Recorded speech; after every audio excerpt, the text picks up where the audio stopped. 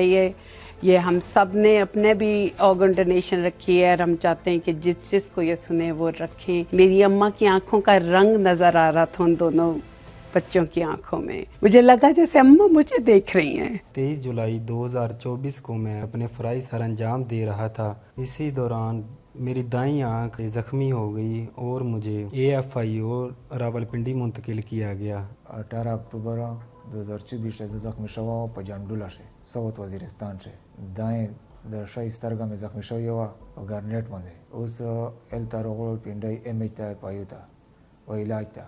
ढेर शुक्रगुजार है।